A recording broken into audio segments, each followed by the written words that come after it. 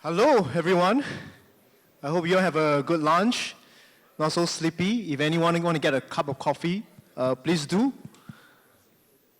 It's me again. So I'm moderating another panel that is going to be very interesting, making full use of the data that you have and collected, how to bring about, a better customer engagement. So I shall not introduce myself again. I'll leave a lot more time to my panelists here. So if I could invite them to make a short introduction of themselves, the company that they work for, and any interesting projects that they may be working on. Else, we could look at some of this later on in the questions from the floor. If I can, maybe lady first, Esther, you could introduce yourself, the company, and any interesting fact about yourself as well. Fact. Hi everybody, I'm Esther Tham. So I'm a design lead at Thoughtworks. So Thoughtworks, we are a global software consultancy. We are behind certain products and services that you use today, such as SingPass and 𝐒𝐢𝐧𝐠 system. So fun fact about me, I actually wanted to be a fashion designer. Very close, actually. You're designing customer X. Yes. If I may, then. Yeah. Hi everyone, David Tham from the US originally. I'm with Liberty Mutual Insurance. I'm our CIO for our Asia region. And so since we're talking about what we used to do, so I always wanted to be a hacker growing up. So my career path changed just a little bit, but that's a little bit of a fun fact. You're doing good stuff now. Good things, yes. Abhishek. Thank you for having me here. I would call myself a lifelong learner and a servant leader. I lead digital transformation across our international markets for Prudential Financial US. Not the red one, but the blue one. A lot of people get confused with that. Along with digital transformation, which is essentially creating platforms, I also lead the customer engagement and wellness ecosystem for them. Thank you, thank you. So I guess customer engagement has become the North Star for every business to drive revenue, drive sales, and engage customer much better. I would like to start off with a big general question. What is customer engagement and how do you go about doing it? And why is it important? Something that maybe all my three panelists could share a little bit more, starting with maybe David first. Yeah, maybe I'll just talk briefly in the insurance space. So I'm sure everyone here has some insurance product or another. And if you look at it, not too long ago actually, it was very traditionally sold and still is to some day, right? Agent, broker, very traditional, paper-based, talk about products, get your pricing, right?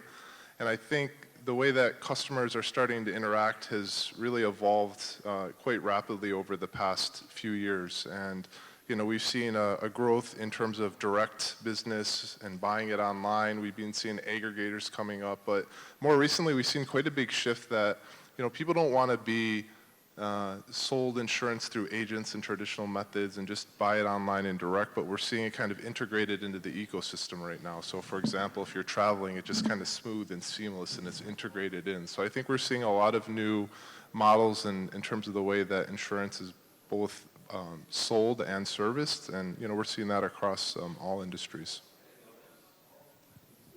Cool.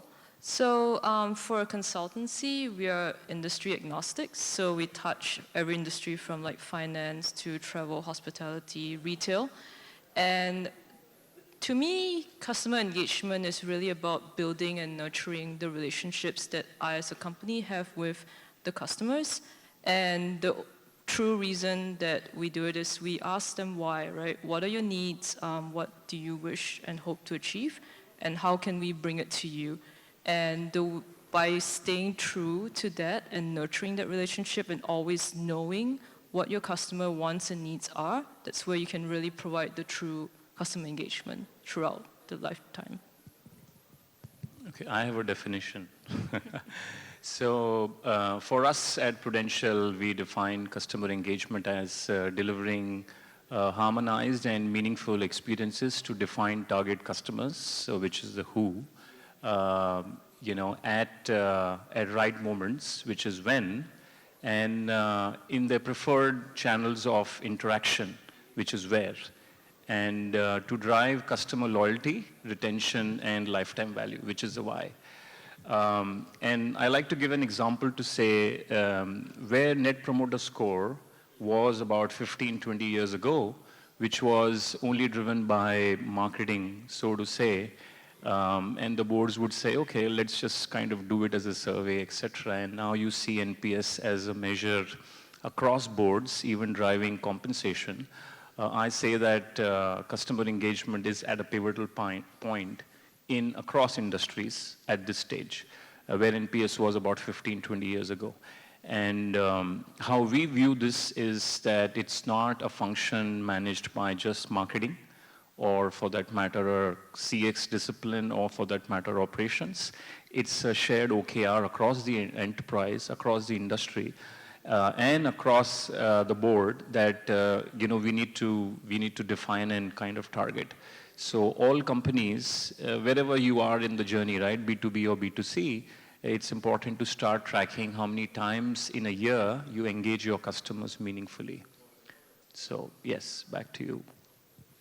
So, with the proliferations of technology, digital, how do we balance between technology and having a focus on human-centric in terms of customer engagement? Sure, I can go. So there's a lot of talk about AI these days. There is so much hype around AI, and it's interesting because AI is not a new concept. It's been around for a long time, but I think recently with just the fast pace of some of the new capabilities that are coming out, there's just a ton of hype around it, right? And so, as back to your question, how do we think about tech and people coming together, and what does that mean? And I think AI is something that naturally comes to mind, and I think it's overhyped to some degrees where people worry a lot about, oh, am I going to get replaced, right? And I think there's been a lot of there was a study, I think, by the World Economic Forum saying that, okay, yes, like in years to come, there's going to be 80+ million jobs displaced, but there's also going to be 90+ million jobs created, through AI, right? So I think it's just really an evolving landscape, and I think, in terms of liberty and how we're thinking through it, it's not how does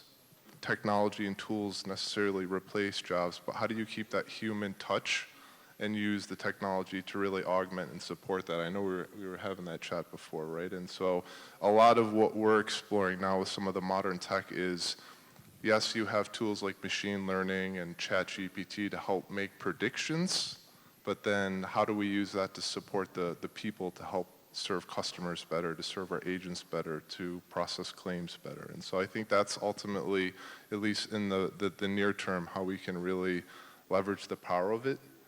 Because just taking tools and trying to replace humans right away, I think we've seen a lot of challenge in that, and we've seen some public disasters, right? You guys may have seen Microsoft Tay, the chatbot that they launched, right? And then that quickly got shut down after it started making very racist comments, right? And so I don't think we're going to be moving to that stage, but how do we kind of support our employees and our customers with the technology?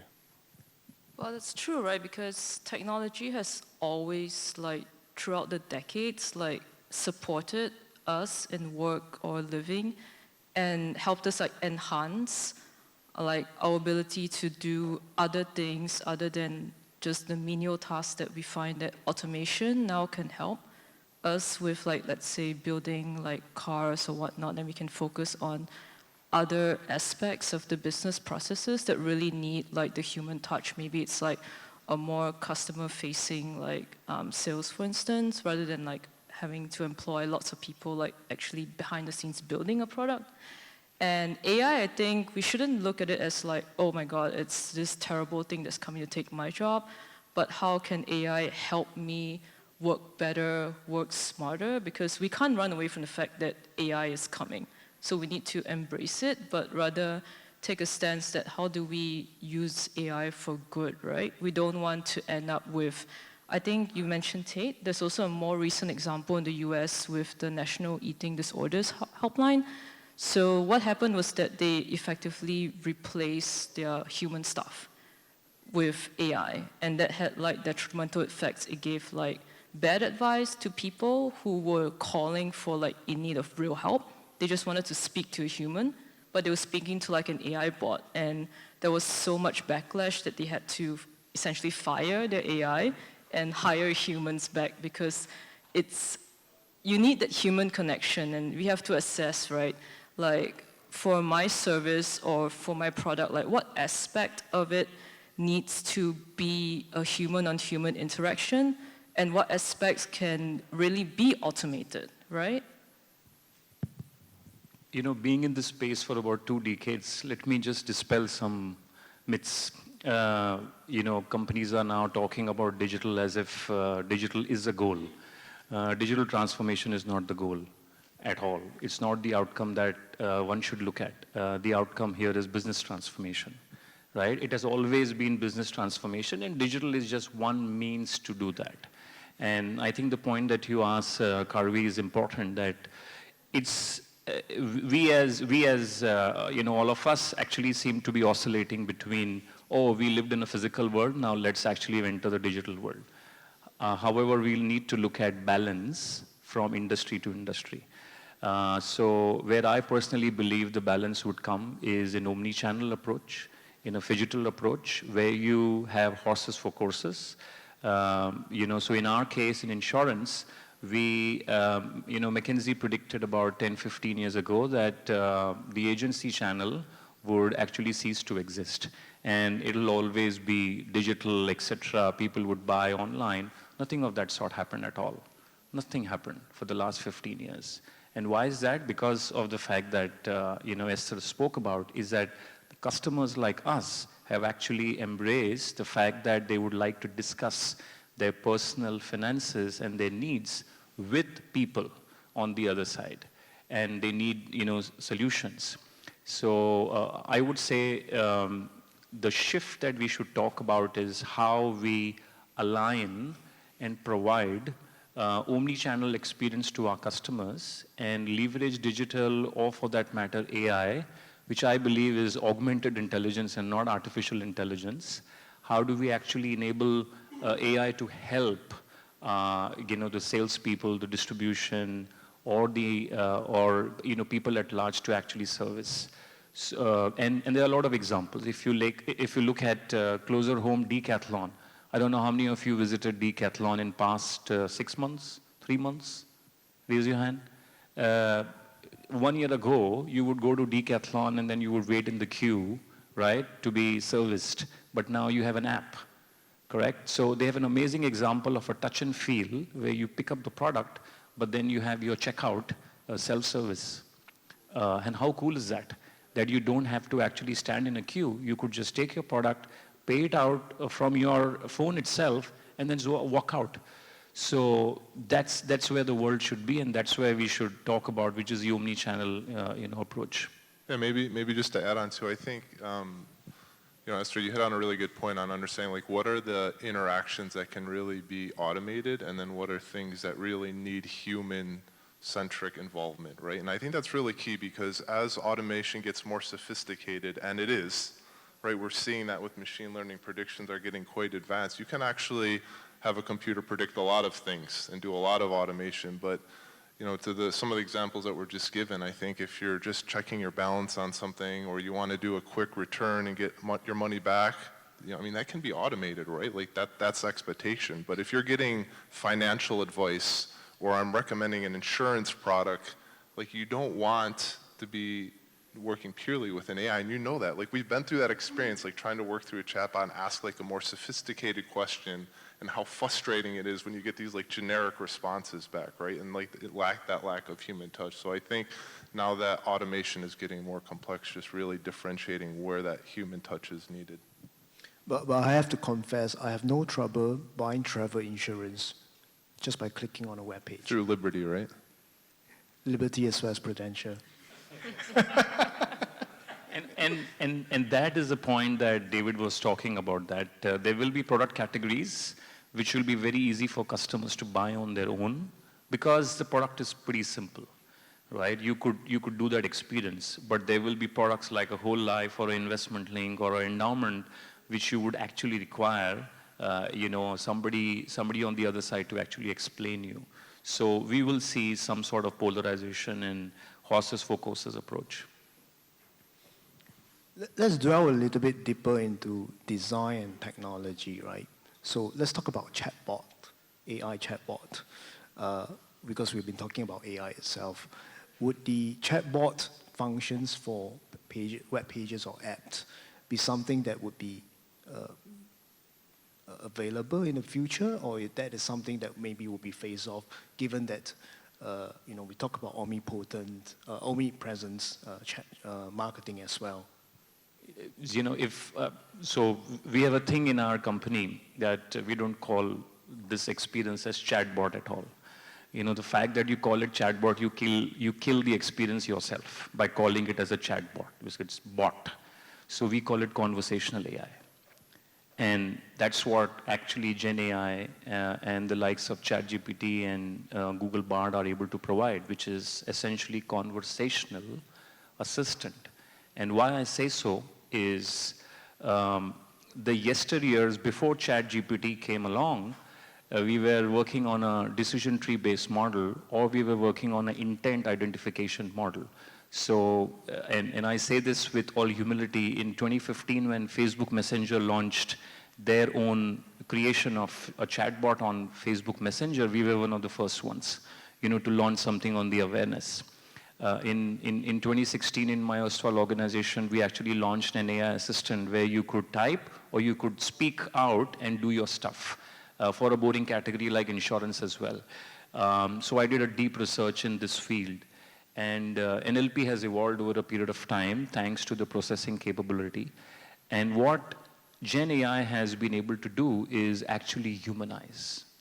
The thing that a telecaller or a call center person is able to actually do is empathize with you and then answer you in a simple language, which the chatbots or conversational AI prior to 2022 would not be able to do. And now we'll be surprised, that the content is written by AI, Gen AI. The content is spoken by Gen AI, and the content is also refined as the conversation goes. So you could have a sentiment analysis going on when a conversation is going, and then it says positive, positive, okay, no problem.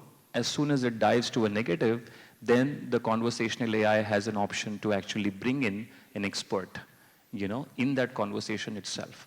So to your question, 𝐿𝐢𝐭𝐢𝐨𝐧, it is the time. It is the right time. In fact, insurance and banking have been behind AI implementation compared to the other industries. And servicing is one aspect that has got conversational AI or AI used. And I would say that financial services industry would be the first ones to actually lap up on this opportunity of conversational AI. And the reason being scale, and the reason being cost efficiency, and the reason being that satisfaction it actually brings to customers. Esther, what about the human aspect or the human-centered designs in artificial intelligence? You have any thoughts on that? I think it kind of like, first of all, it depends on the use case, right? Like a simple use case, maybe I'm shopping online and I want recommendations. Sure, like AI-powered recommendation engines will definitely work. But if it's something that is more like personal, maybe I'm divulging like very sensitive information. Let's say I'm seeking therapy for whatever conditions that I have. Like, do you want an AI-powered like therapist? No, I want to actually talk to a real human. So I think it really all depends on like the needs as well, and also maybe how comfortable someone is interacting with AI. Sure, like some of us are very happily like, we want to interact with ChatGPT, we're comfortable with it, but there are also other demographics that are not comfortable with AI. Maybe you're talking about the more elderly population.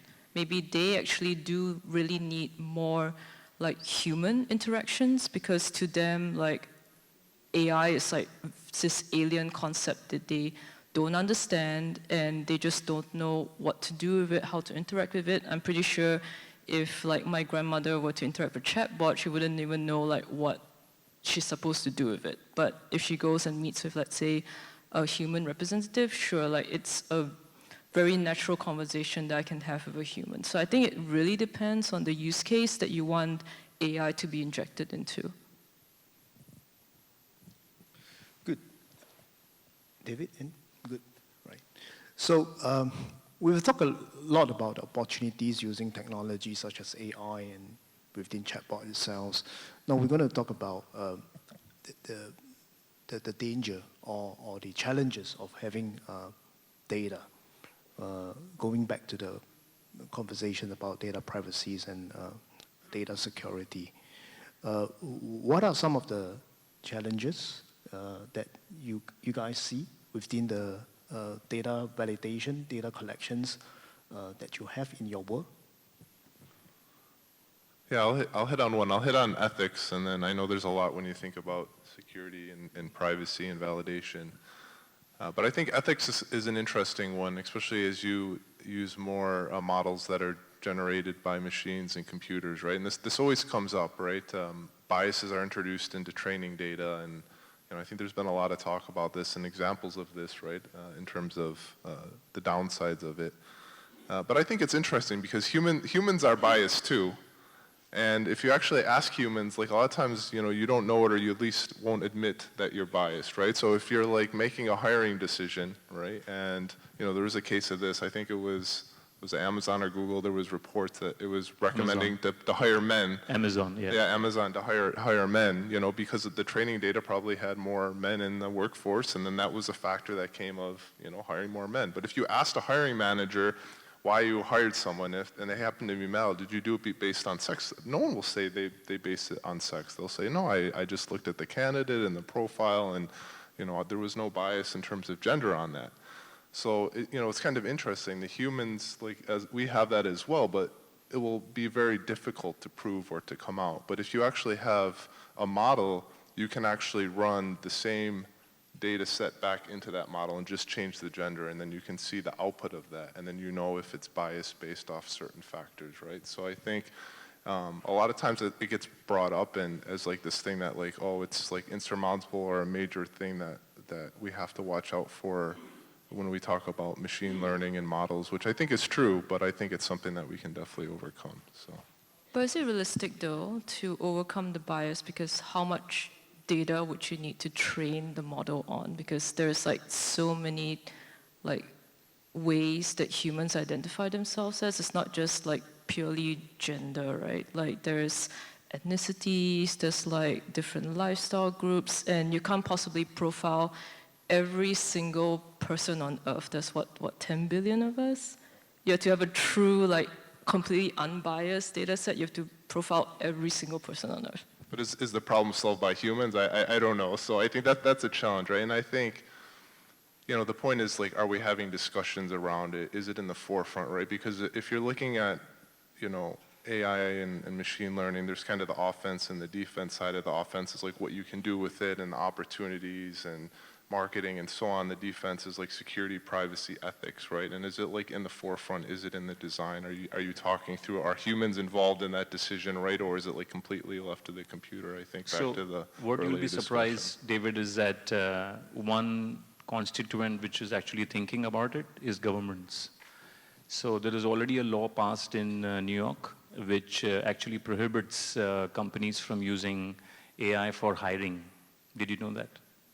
There's already a law in New York which prohibits AI being used for hiring. And then they have to actually do a lot of disclosures, they have to audit it. So governments are taking an active step to ensure, because it's ultimately public at large which is coming back and saying that these decisions are actually unilateral. We don't know what we don't know. It's a black box. But to your point, 𝐿𝐲𝐻, what I think your question spoke about the challenges. The first and foremost challenge is, do enterprises acknowledge the fact that they are custodians of the data of their customers? We have been actually using data of customers as if it is just our playing field and we can do whatever with it. If anything that the Apple Privacy Act does is to actually make consent and control the highest positioning ever. This is the only company in the world, which has obviously crossed $3 trillion now in valuation, which is actually using privacy as a differentiating element. So why do you think? Why would all of us actually look at Apple now talking about privacy and not talk about design? It's because consent and control and being in the hands of the customer is center most important differentiating elements, which would define. So how do you treat the data of the customers? How do you respect their consent? And how do you give them power to be able to say that, no, you don't want the data to be used, right?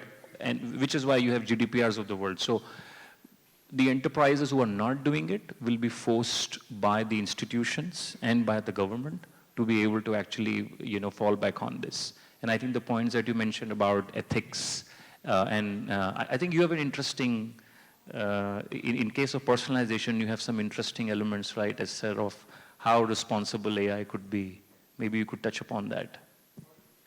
Yeah, so I think it's two parts, right? Like, also customers are becoming very aware of like, hey, should I really be sharing like my data with a certain company?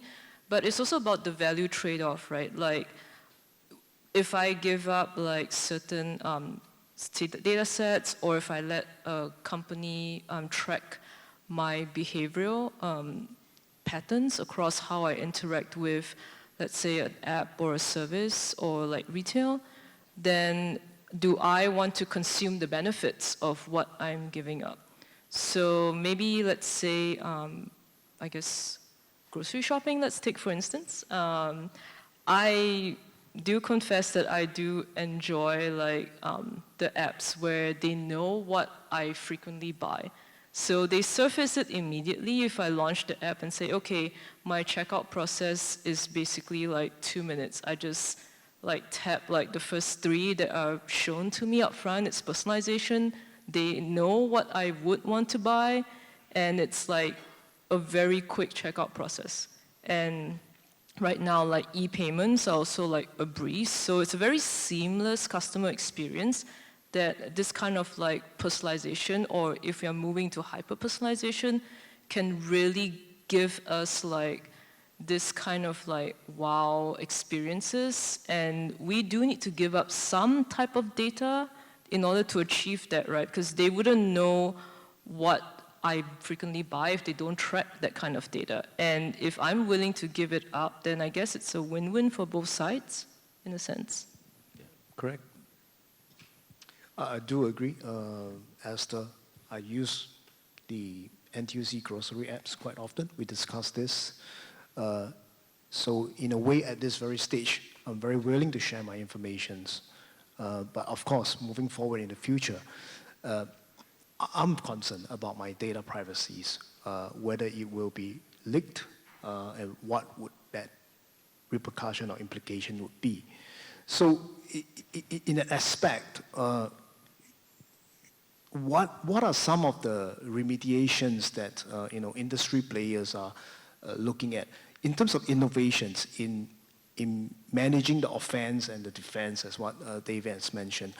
Are there any sort of innovations in terms of processes, not just on technology, that will sort of mitigate between having a seamless, frictionless customer experience, yet at the same time making sure that the information or the data that is collected is fully protected by the stakeholders? You should first meet Justin. CISO and the CPOs are going to be important. I'm setting the scene for him. Yeah, so all organizations needs to have CISO and the CPOs, Chief Privacy Officers reporting into the CEO. And I like the way he described that he's assembling Avengers. And that essentially is the board becomes the Avengers, or the management committee becomes the Avengers. And then they rally behind the CPO or the Chief Legal Officer. So the ownership will rely with the CEO and the management team to ensure that the data is leveraged. But let me make a prediction here. It is very easy to make AI models now. Very, very easy to make AI model. Actually, they're all outsourced, and there are data sets available that you don't have to give your data set, it just learns. What might happen in future is enterprises will have to come with a certification of their AI models. And I'm privy to something that IBM is launching, which will actually ingest the entire AI model and give you an ethics output in return. And that ethics output would be that how biased your model is. How does it score against the various principles of transparency, ethics, bias against, et cetera, et cetera. So if enterprises can't do it, there will be institutions which will come up with some differentiation, and then customers like us will actually validate and like that. That I prefer this company, in your case, which was you card, right? So you would prefer that because they are publishing the fact that they are using AI model which has an ethics score of 90%, right? And I bet on it our experiences and our choices would change depending on that. So nothing available as of now for customers to do. It's more of responsibility by the enterprises, but I foresee that customers would push back and then would basically ensure that the enterprises come up with such kind of experiences. I think I share that sentiment though, because like the customer has a lot of power these days as well, right? Like, what do I choose to like buy? Which company do I want to be loyal to? Because it's so much competition out there in like all different like industries. If I decide that, hey, I don't feel my data is secure with Prudential, I can just go to Liberty, like in an instant, right? There's so much choice. The other way around, yeah. Yes. Not the other Prudential, but this Prudential and Liberty. Yeah, we'll share. We'll share the business. That's true. I think, two things. One, just to build off Abhishek, what you said, I think now companies are using privacy and security as a differentiator in the brand, right? And there's some companies that we all know when we interact every day that we know and we trust because they focus on it, right? And it's a board discussion, and then from the board it trickles down to leadership and throughout the teams, and it's throughout the organization. It's not like one silo within, but it's like truly throughout, and it's a mindset. And I think the companies that are doing that and get that and do that well, they're going to be very successful in the future. I think the other thing too is, just an interesting space is like on the tools and model perspective, there's AI tools and models that are coming out on the defense side too, right? To help us be more secure so we can automate our controls and automate defense, and it's never going to catch everything, but you have AI battling AI, right? And predicting and defending. I think it's a very interesting space, and you see a lot of the security industry getting involved in that now. So I was listening to this podcast from Sundar Pichai, and obviously Google is late in the game. Microsoft is way ahead, right, in terms of at least a public perception. And what Sundar Pichai says is their version of Gen AI is going to be different by ensuring that ethics and by ensuring that transparency is there. So all the output generated by Bard will have a watermark. Otherwise deepfakes of us will circulate and videos can be created, right? How do you know whether it is the President Biden or somebody else? So Google is taking that step forward to differentiate the use of Gen AI differently to actually protect. So this all goes to the customer's need there's so much of misinformation, right? And therefore the trust in AI per se would kind of wane down, and which is why companies will be forced to come up with these experiences to ensure that customers know, what is fake versus what is the real thing. But it is good that Google and Microsoft of the world are talking about it, so we are safer, supposedly. I'm not sure why I have so much time left, but I think if there's any questions from the floor, could I get anyone to ask questions to my panelists here? Yeah, please. Could someone, please?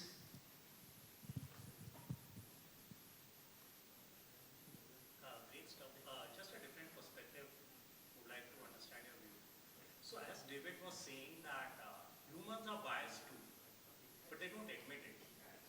So won't a particular algorithm which is trained well on right amount of data and validated that it's not biased, be a better thing for recruitment going forward, say 5 years when things are really well developed, where the bias has been taken out compared to a human taking a decision who doesn't admit. And part two, I think human-centric is good, but one has to choose where it's important. Because, say, hotel experience, if I get an option of the door code coming on my app, I don't have to interact with the hotel personnel. Straight away go to I love that. It's faster, it's okay, I don't mind it. It's seamless. So this human-centric approach could be good in emotional areas as you're talking about, therapy and all that. But quite a few areas, seamlessness, convenience may take the front seat compared to human centricity. So things may change going forward. So I would like to hear your views on both the points. So I'll hit on maybe the first one, and then others can jump in. And I know the microphone was just cutting in, so I think just in case if anyone didn't hear, the question was around models for hiring, right? And that over time, if we can weed out biases over time and improve it, like years down the road, isn't it going to be better than humans in hiring? And so shouldn't we just trust the model for hiring? And I think that's an interesting one. I mean, it's a fair point. What Esther brought up is like it's hard to weed out all biases. I would still think that a model could probably be trained and more neutral than like a human in the hiring process. I think it's going to be interesting. I don't think it's more of like a right or wrong in this. I think it's going to be more of like a comfort and trust perspective. Like even if you have a model, let's say today, that you say is like fully vetted, weeds out the biases, you prove it, you put it out there publicly, and then you say, hey, that's going to do our hiring and we're going to purely base it off this model, like would people still feel comfortable? I still think most people would probably answer and say they want like a human involved in the hiring process, even if you say it's all weed out. But that may change over time, right? And I think as like companies build trust and there's transparency and we have experience, and there's like the education aspect which got talked about. A lot of people just don't understand what it means. Like I can explain to my mother about this and why it's so great, and it's better than a human decision. And no matter what I say, she just won't believe because there's kind of the emotional side of it. But I think over time in education that will start to evolve, and we'll see shifts in that, right? And so I think we have to be mindful of that because sometimes companies get excited and try to jump a little bit ahead of that readiness curve.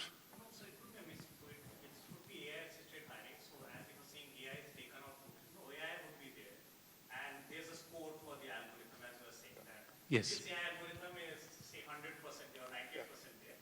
But the final decision is still human, but its AI is still high. Yeah, Because the company has admitted yeah. process is A human is always ultimately responsible for the decision, right? And like that's Liberty's policy, right? And that's where it goes into like responsible AI, right? You can never, I can never just say, like the AI recommended this insurance or did this claims for you, right? It's we have to have ultimately a human responsible for it. So I agree.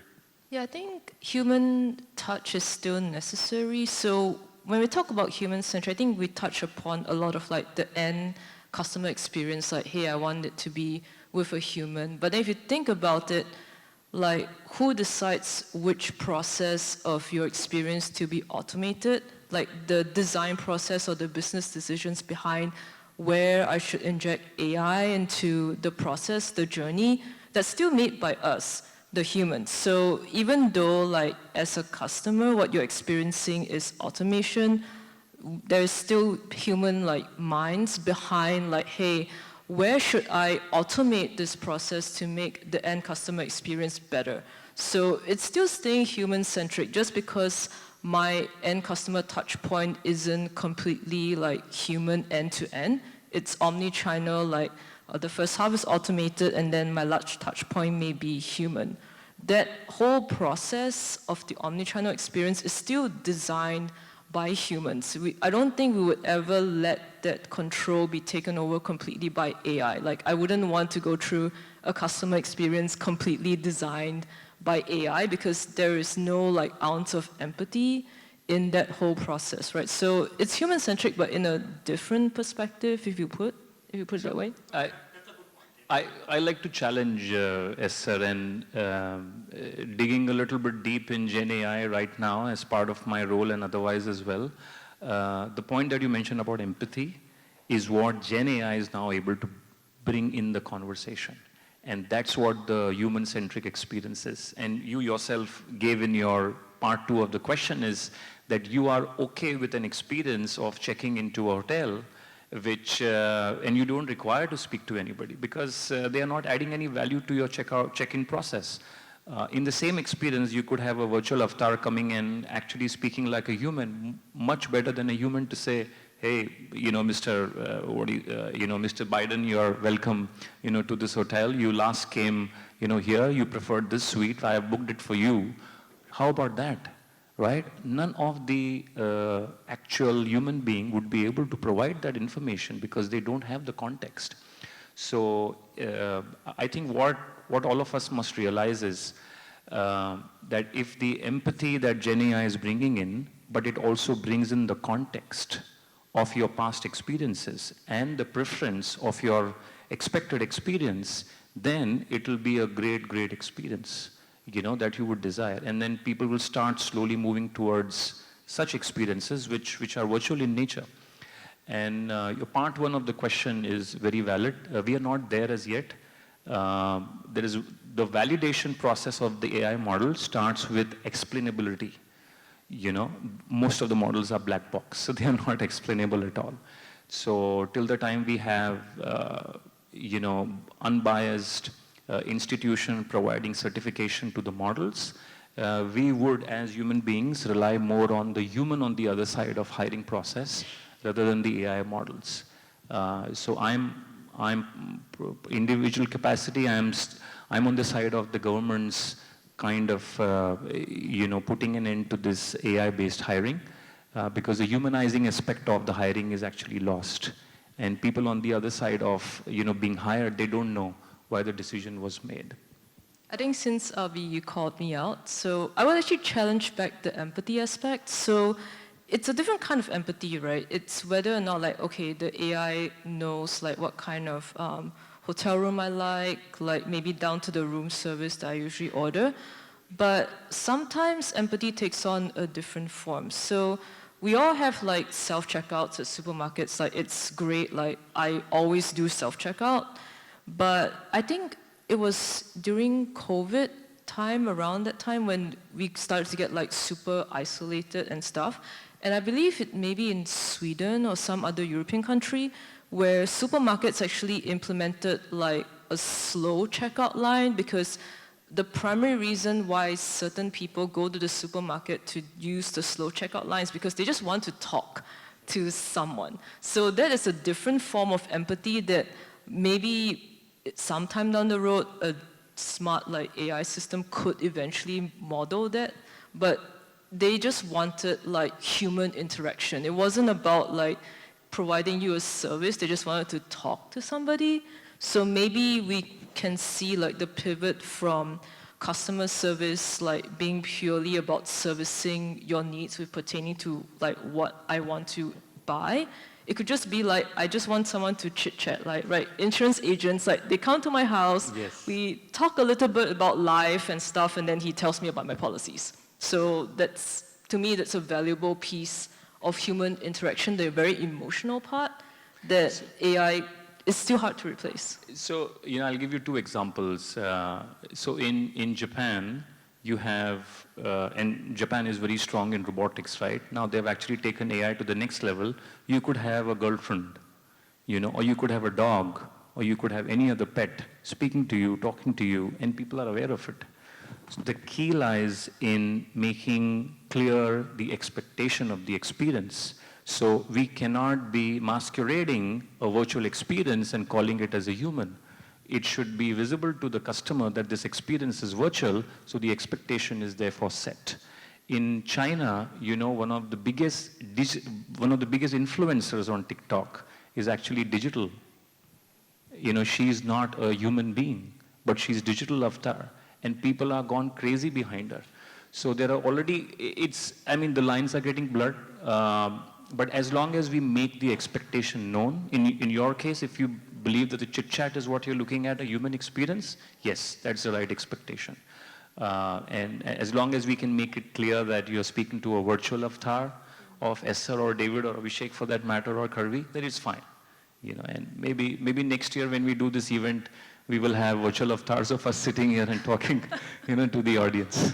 So speaking of expectations in Japan, and I just got back from Japan and they put sake in these things. So I was pretty excited we're going to have sake here, but it's only water.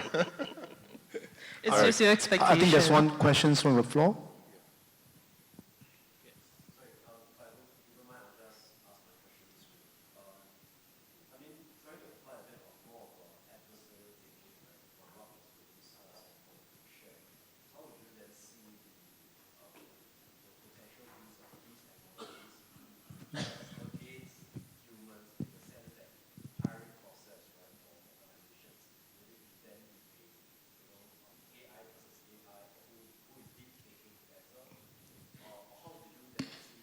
Organizations trying to bring back that human-centricness or to get that trust and assurance that this is indeed the person I'm hiring in the first place.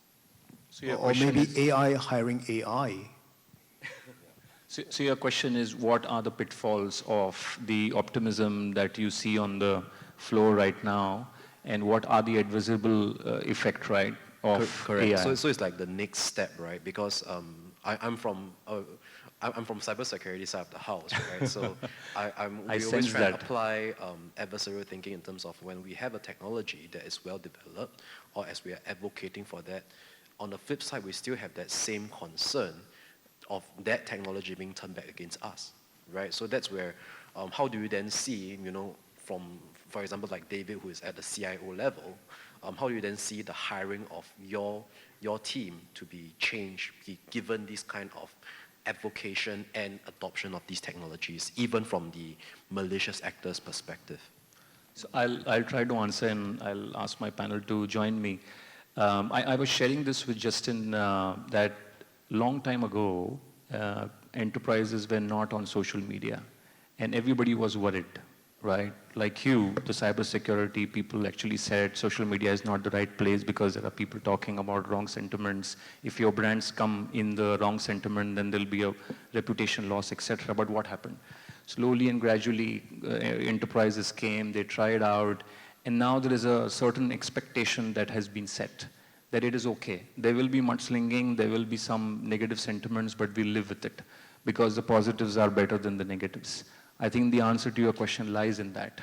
Is the glass half full or the glass half empty? So we have to take steps to see the opportunities in this field, in digital, in AI and Gen AI in particularly. And given the nature of this industry and given the explosive nature of this particular technology, I'm 100% sure that governments across the world will actually want to rein in. So they will bring in the safeguards. So the enterprises will be actually surprised that the government are coming hard on them. So that's one part. The second part is what we were talking about, customer and their expectations. When the products are similar across companies, but the way you treat and the way the culture of the organization is and way your perception is to the data, if that comes out to the open and the customers know that you value my data versus brand B, they will prefer you. So in times to come, the ethical use of data and the right use of technology will become a differentiator, according to me. If you'd like to add anything. I think maybe going back to the original hiring example, right? AI hiring AI. When I interview like potential candidates who are potential co-workers, like my idea is very simple, right? Like, would I want to work with you? Would you want to work with me? If potential candidate got completely hired by AI, I have no idea who this person is. Like, I've never gotten to know this person, then I wouldn't even know if I would work well with the person. And that's what building great teams is all about, right? I still need to understand my coworker on a certain personal level. Like, sure, maybe the first round of hiring where resumes are being reviewed against like, hey, how much years experience you have, what do you check off like the certain skill sets that we're looking for? Sure, we don't need like one person to sit there 10 hours and comb through thousands of resumes. But at the final stage, we still need that human checkpoint. In a sense, so bring back to the omni-channel experience, right? There are certain things we can automate, we should automate for like whether it's seamless user experience or it's just cost effective. But there are other checkpoints that, hey, maybe I still need a human to come in and make sure that things are okay. If not, then it just proceeds on, and who knows, like if malicious people come in and abuse like a completely automated channel, that's like a risk that you have to consider. And I would just argue to say that any major decision that an organization is making should not be left to a model, right? And I mean, that may evolve over time, but that's kind of, I mean, that was kind of the question that we got to. But you know, for now, if any company is doing that, I think that's a big miss. Otherwise, we'll hire you in all the organizations to create a digital twin of you, right? Yes, so I guess it's really more, just to kind of share my thoughts on the responses, right? It's really more towards, I wouldn't say it's a cybersecurity thinking to kind of like, you know, advocate companies to be off the social media platform. I think that's more towards public relations and things like that. But I think more from at least from a security or a risk perspective, it's not about not advocating for the technology, but rather while we're advocating for the technology, what from the advocate's perspective, what can be the relevant controls or safeguard that will help us look at the technology in the right way and then apply that in a positive manner rather than this being a black and white of yes or no kind of thing, right? Absolutely, so true. I saw a hand up there. Maybe the last question.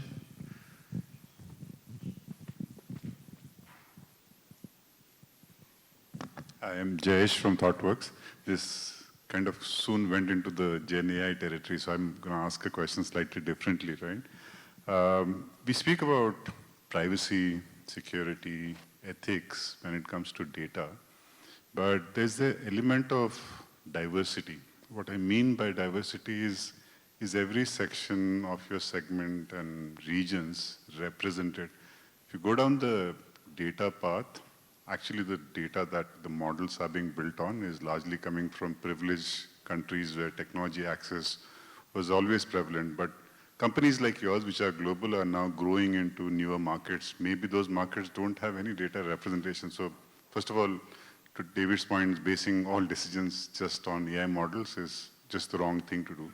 At the same time, it was about human centricity in design and decisions, right?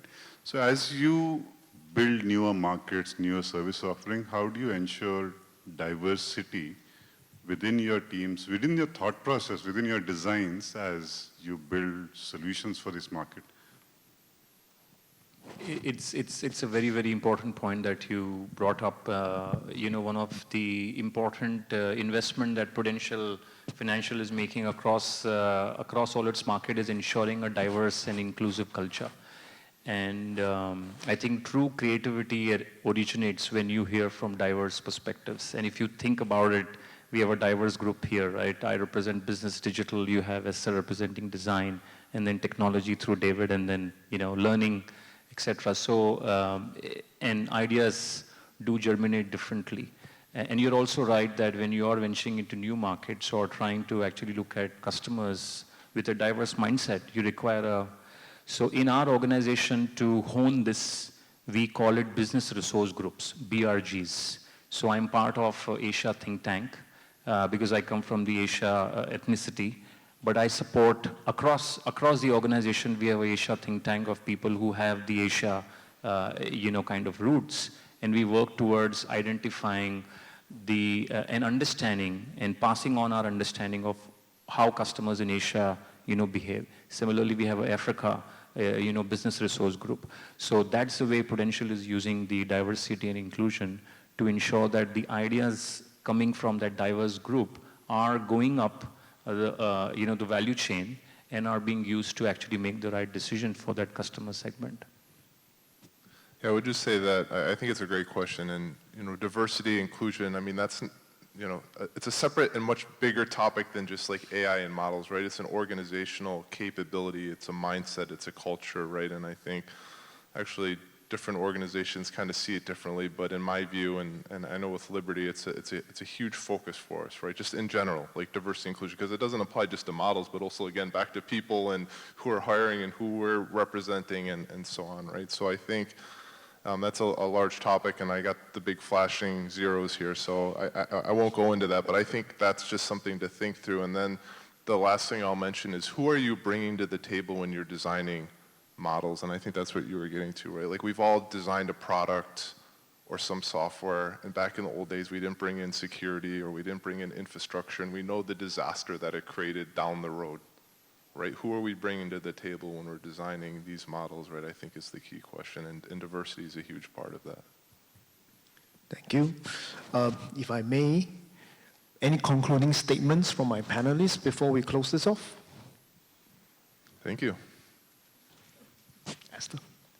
So I think it's kind of just finding that right balance between like how much AI, how much human. I mean, we are pro like tech, and I feel like there is an opportunity to work with AI and not against it. So, going back to our topic of customer engagement and omni-channel engagement, I would say in my conclusion that share of mind will drive share of wallet. So how can enterprises ensure that they continuously engage through omni-channel approach will ensure that they get a higher customer lifetime value. Thank you for the fantastic discussion here and also questions from the floor. That's it. Thank you, everyone.